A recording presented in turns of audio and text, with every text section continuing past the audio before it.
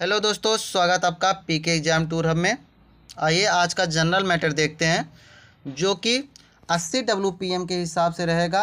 आप लोगों को जनरल मैटर लिखना है तो लिखना है। जनरल मैटर बहुत कंपलसरी होता है। इससे एग्ज़ाम में 70 से 80% वर्ड जो होते हैं सेम टू सेम मिलते हैं। तो आपको जनरल मैटर लिखना तो है, लिखना कंपलसरी है। इसकी जो PDF है हमारे टेलीग्राम चैनल पे मिल जाएगी, जिसका लिंक हम कमेंट बॉक्स और डिस्क्रिप्शन दोनों में डाल देंगे। आप लोग वहां से जाके आराम से मिला के लिखिएगा।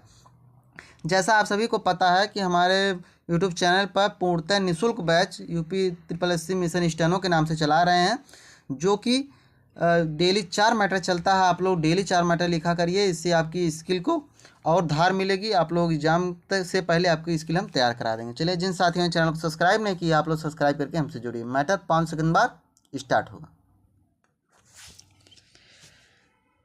Ready, start.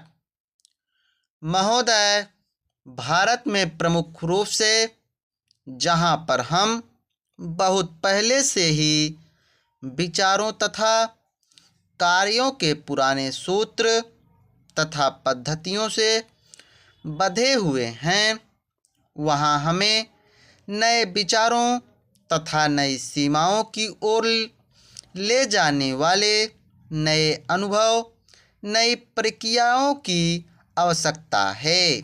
अतः हमें अपने जीवन के स्थिर तत्व को परिवर्तित कर गतिशील तथा जीवंत बनाना चाहिए और अपनी बुद्धि को तीव्र तथा उत्साही बनाना चाहिए।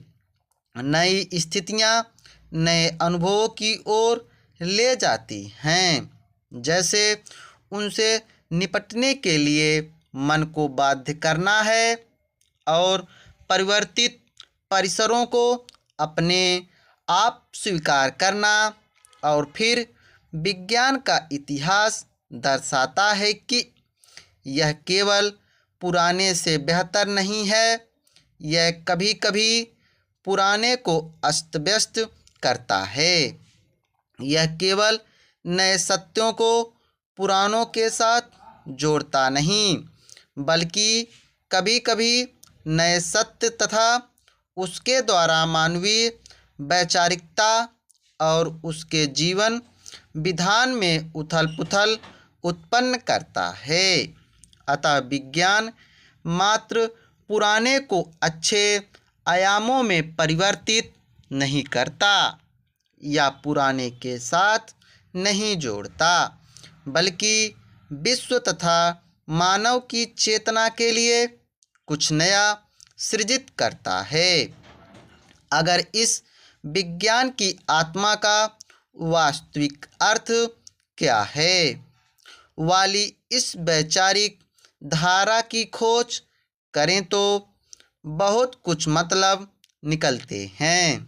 यह केवल विज्ञान दर्शाने वाले नवीन सत्यों को ही, केवल पुरानों के विकास को ही नहीं स्वीकारेगा, बल्कि अगर उसने इस आत्मा के विरुद्ध जाना चाहा तो पुरानों को अस्त व्यस्त करने के लिए भी तैयार है।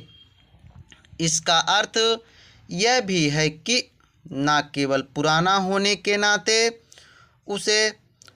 उससे बंधे रहते हैं, बल्कि उसे निभाए जाने के कारण, लेकिन उसके विघटन को स्वीकारने के योग्य होने के कारण। इसका यह अर्थ है कि अगर वह नए अन्वेषणों के विरुद्ध जाएगी तो यह सामाजिक ढांचा या औद्योगिक ढांचा या आर्थिक ढांचे के साथ बंधा नहीं रहेगा। 21वीं सदी में पहुंचने की प्रेरणा की जड़ें स्वतंत्रता के प्रारंभिक वर्षों की लालसा में है। अतः नेहरू के लिए मशीन आधारभूत संरचनात्मक विकास और आत्मविश्वास प्रमुख थे, जैसे स्वायत्त विकास की ओर उन्मुख बृहत अर्थव्यवस्था में प्रौद्योगिकी, आत्मविश्वास की पद्धतियाँ प्रमुख हैं। इन लक्ष्यों को प्राप्त करने के लिए योजना एक पद्धति थी। आत्मविश्वास के पक्ष में नेहरू अपने आर्थिक चुनावों में स्पष्ट थे और औद्योगिकीकरण को कम कर देने वालों के प्रति संदेहास्पद थे।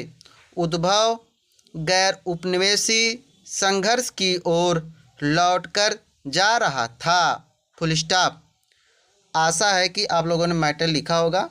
ये मैटर मान के चलिए 83-84 के आसपास फ्रिक्चुएट किए हैं, उससे ज़्यादा नहीं किए हैं। आप लोग आराम से मिला के लिखे। थैंक यू, धन्यवाद।